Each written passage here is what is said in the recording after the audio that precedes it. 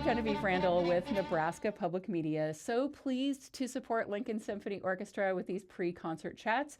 As you can see, we're in a slightly different space here. We are at Nebraska Public Media with concertmaster Anton Miller and our music director Ed Polachek. And a quick reminder that LSO concerts are recorded for broadcast on our occasional series, Nebraska Concerts, so watch out for that.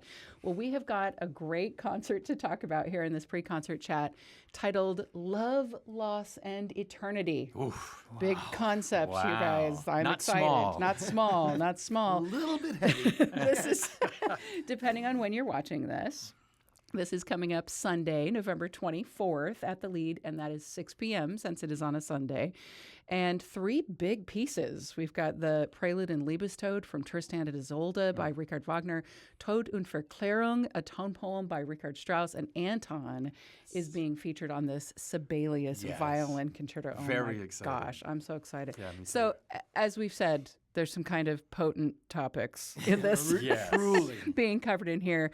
Death, love, transfiguration. I guess sometimes verklärung is also translated to glorification in a way.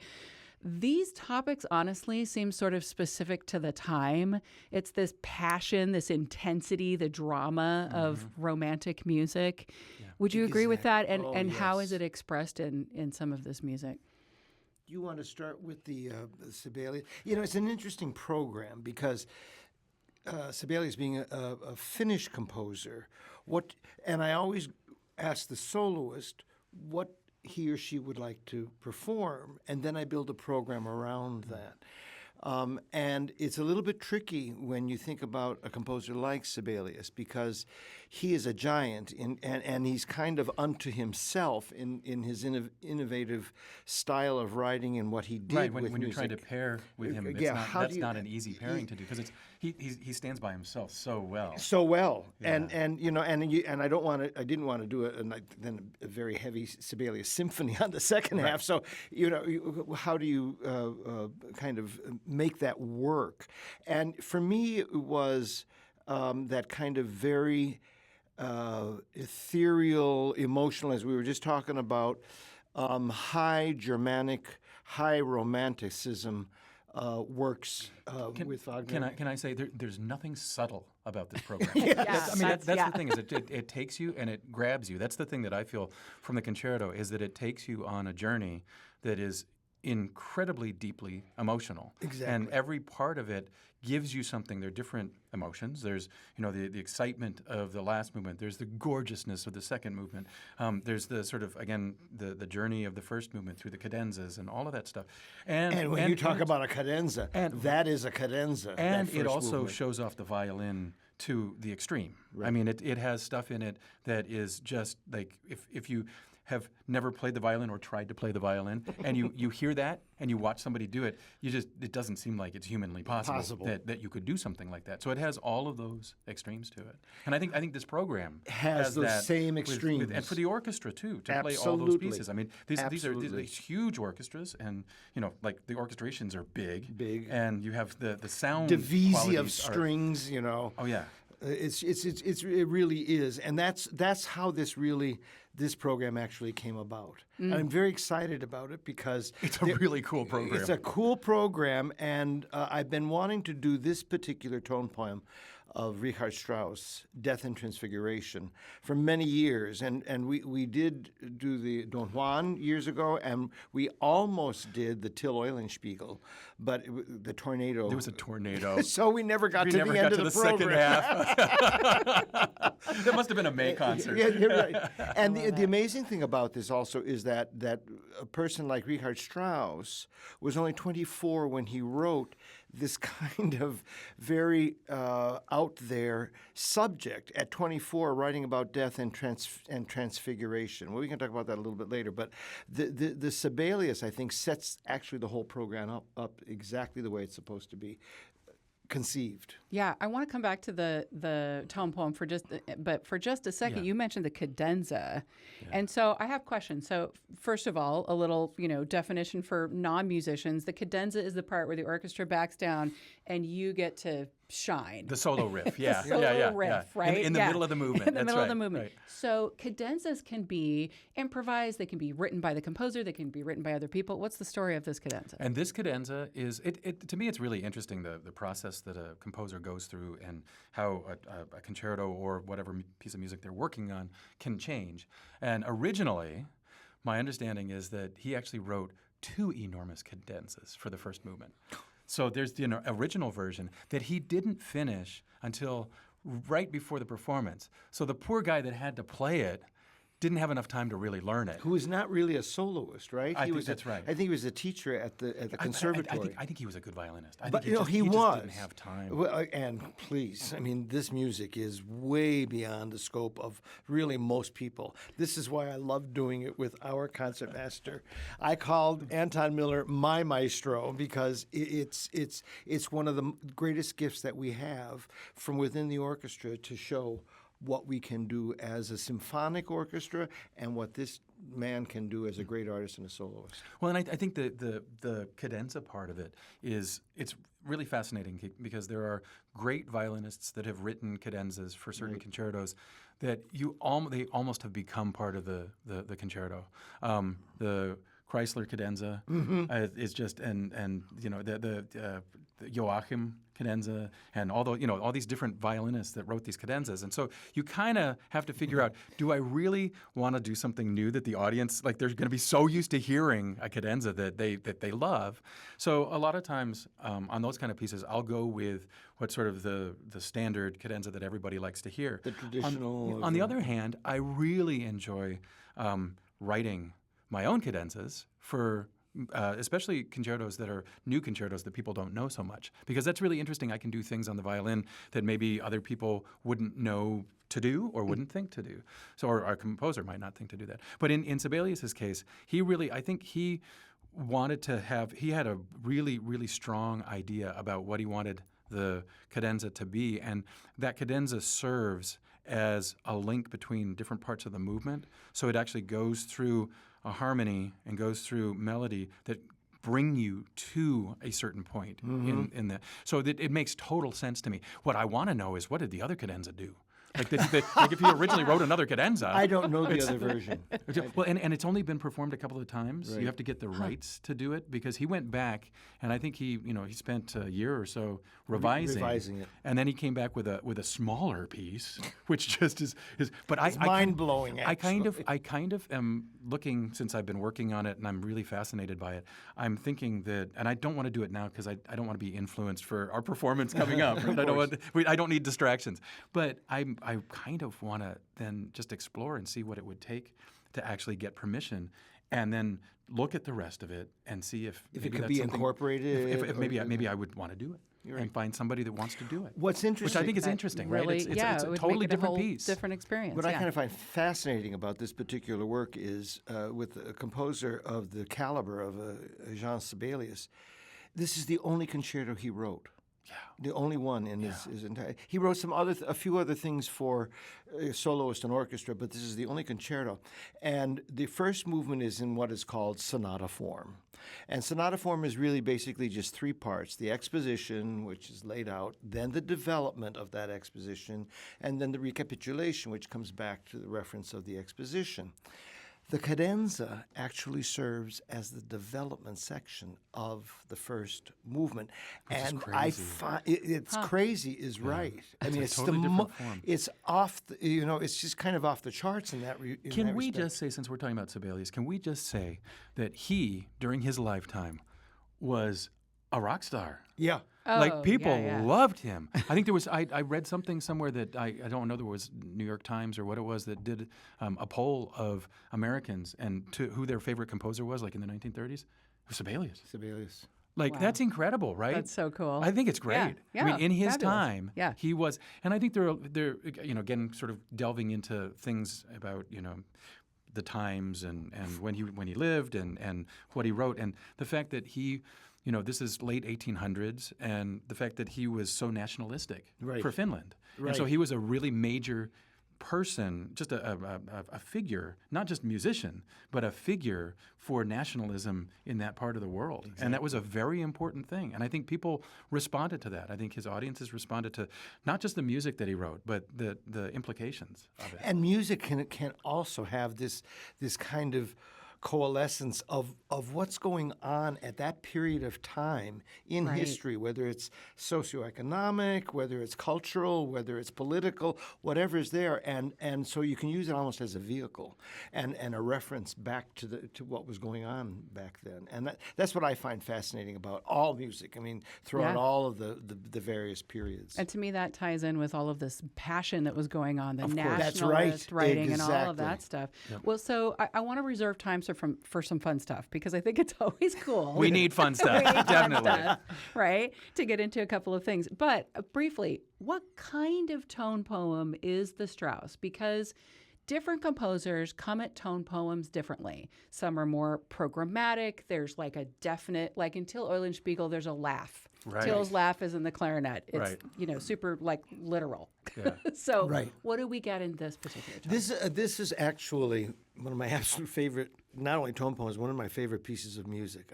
I really love this piece of music. And for Strauss to conceive of this at the age of 24 is pretty remarkable. It opens with the very hushed strings with this kind of rhythm that really represents a heartbeat. So it's the foreshadowing of the death of this person. And as this person reaches the end of, and I have to say it in the masculine way, his life, because this is the way Strauss conceived it, as this man is conceiving an overview of what has happened, it takes him back to the innocence of his childhood, his development in manhood, his how he achieved his worldly goals, and then how he is coming to the end of that and envisioning going into this transfigurative heaven, into the ether, And interestingly, when Strauss in his 80s was literally on his deathbed, excuse me, it was his daughter-in-law who kind of nursed him at the end of his life. And he turned to her and said, when I was back in my early 20s, I had written the poem, Death and Transfiguration, and it actually is exactly the way I had conceived it. Oh, my gosh. Yeah. And That's so, amazing. yeah, it just brings chills to me. And if you just think of it from the early from the man on his deathbed, then going back in his memory to his childhood, et cetera, up to his death and transfiguration, you really can follow along beautifully. I get chills when I start talking about this, and I just want to point out a fun thing about this that everybody knows. A fun thing about death. I love it. That's always good. Fun thing about death, yes. About John Williams in his movie, it's the Spielberg movie, Superman. He uses it as the secondary theme as Superman is flying around. Wow. And Strauss actually brings it back at the end of his life in his 4 last songs, the reference of the Transfiguration. It's just it's really quite amazing. It's just incredible. It's funny as you were talking about the heartbeat at the beginning, actually, I had this fleeting thought, this is going to date me. I'm looking right at the camera. This is going to date me as a Gen Xer, but like Depeche Mode was like a thing. And there was a song with a heartbeat in it. Why not at 24? That's what the 24-year-olds are into, is the passion, all your emotions at their height. You're figuring out who you are. Yep. So Except at 24, probably would have gone about 8 times as fast. That's right. So I am sort of, I don't want to brush over Wagner, but, the Prelude and the Liebestod are beautiful. I want to make sure we have enough time to chat just a little bit about this man right here, Ed. Okay. If that's okay. I Unless there's would anything agree very with that. specific that you want to say, because the Liebestod, we should say it's love, death. And this is another one of those, like, I'm an emo 20-something who's like, oh, love and death are all wrapped up. And I mean, it's a whole, Wagner has lots of symbolism Yes. and passion in all of his stuff. Allow but- me to say that, I mean, actually, Wagner conceived as the opening, the prelude, and the Liebestod as actually a unit. It actually just completely summarizes the entire musical drama. And the opening with the prelude, there's this Tristan chord Yeah. that is mainly, it's because it doesn't resolve. The dissonance does not resolve until the very end of the musical, the opera, like 4 hours later. But you don't have to wait those 4 hours. And we're not doing 4 hours. No, just to make we're clear. doing the 15-minute version of Prelude and Liebestod. I love it. I love it. Well, it also, for me, that chord and the harmonies in that, it really brings us to another place in classical music that allowed, and it probably would have happened even without Wagner doing that. Because Somebody would have That was done the it. direction Yeah, it was going. yeah. But it gave us so many rich harmonies, and it gave us things that you could never even have imagined during, say, Mozart's time. Exactly. Even, I mean, Beethoven, I'm sure, imagined it, but he didn't necessarily write things like that. It was, by the time you get to late 1800s, mid 1800s, late 1800s, it's an explosion of color and sound and harmony that's just, it's through the roof creative. And that's the It's piece that sort of beautiful. is Yeah. the gateway to that. I think that's I like it. And yeah, all gateway of- harmony. Gateway harmonies. Gateway Oh, harmony. And all of this music actually was written around the same time, the same period, late 1900, late So cool. 1800s into the 20th century. And so there are really very serious connections amongst all three of these composers. okay. I love it too. This is just an amazing program. Anton, Yes. we want to learn a little bit about you. Ooh, We get to ask you lots of fun questions because you get featured like every season. I know, it's cool. I know, it's really cool. We're no fools. But right. There you go. Yeah, Ed knows what he's doing. So it's an opportunity, though, I think, for people in the audience to just get to know Yeah. who they're seeing on stage a little bit. So in your bio, it details that you've played concertos on 4 continents. So which continents are you missing? Well, Antarctica. Yeah, I was just haven't gonna done say, it. The Antarctica. Penguins, they haven't had me. You haven't- I've been haven't asking the played for the Penguins. They just Penguins? they won't do the Penguin concerto, right? Figured that might be one. That's right. Okay. I dress like a penguin anyway. But That's right. And let's see, what other continents are there? It's know. Africa. Africa. Australia? Okay. And Australia. That was what I was going Yeah, to ask if yeah, Australia was okay. yeah, Okay. yeah, I wondered. yeah. So It's a good also, yeah, Geography question. I geography love it. question. You studied with Dorothy DeLay. Okay. For anyone watching this pre-concert chat, or if you're get ready to hear a person who studied with Dorothy DeLay, she also taught Itzhak Perlman. Your name, I think, is between Shlomo Mintz and Anna Kiko Myers yeah. on the Wikipedia listing. That's Yeah. where you're wedged in there. Yep. I mean, the list is amazing Yeah. to look at of the people that she taught. Yeah. Was there ever a moment like you're going into a lesson and you pass someone, in the hall between lessons? Yeah. And there's a moment where you're like, oh, that's so and so. Oh, all the time. Okay, like who? Like, okay, so so Midori was always there, right? And like there was a whole generation. I mean, Perlman would come in sometimes. And when Perlman came in, he wanted to talk to her. We all left the room. We're like, oh, Itzhak's here. Gotta go. Yeah. But she treated everyone the same, and she had a really kind way of teaching and being in people's lives. And even though she had a lot of students, clearly a lot of students, she would always think of what that person needed and what she thought was beneficial for that person. So I think she was a decent violinist. I've never heard her play except for later when she had long fingernails and she would demonstrate. But I think she probably was a decent violinist, not a great violinist, but a decent violinist. And she also, I think, got a degree or at least studied psychology. So I think that was her main thing, was to be able to figure out how to talk to people, how to tell people things, and make it so clear. Individualistic for each and person. right and so clear. So it's of course playing the violin is, and playing any instrument is complicated, but especially the violin is super complicated. There are a lot of things you have to do. There are a lot of things that you have to think of, and if you don't have order in how you do it, it will never happen. And if it's too complicated, it also will never happen. And she had a gift to be able to turn the most complicated things into the simplest things.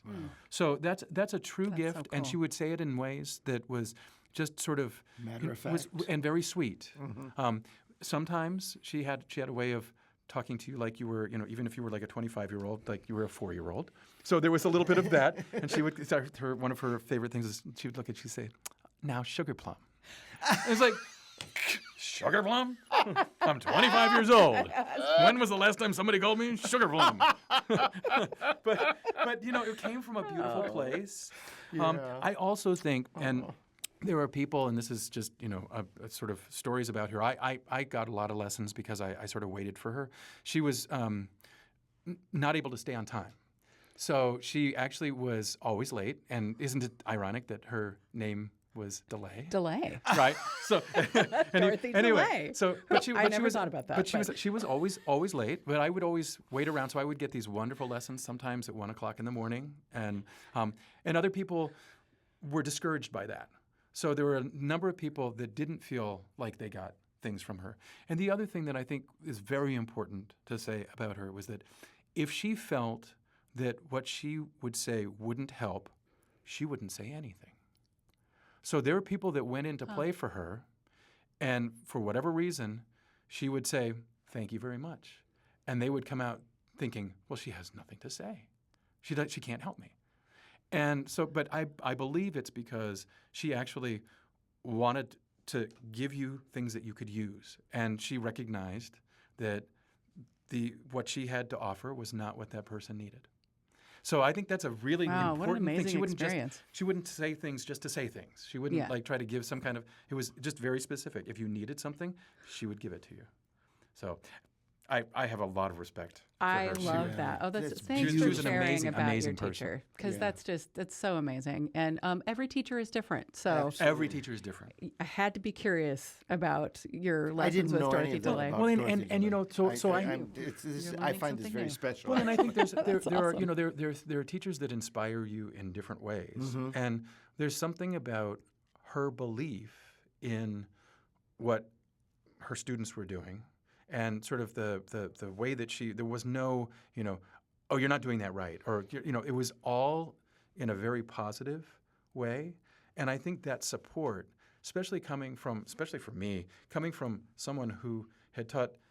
I used to, at 8 years old, I was listening at 9 o'clock at night before I fell asleep on my record player to Itzhak Perlman playing Tchaikovsky Concerto, right at 8 or 9 years old, and there I'm studying with the teacher that taught him, Yeah. and so for me that was inspiration. Yeah. Like I wanted to go into a lesson and do my best, and I was inspired to do my best.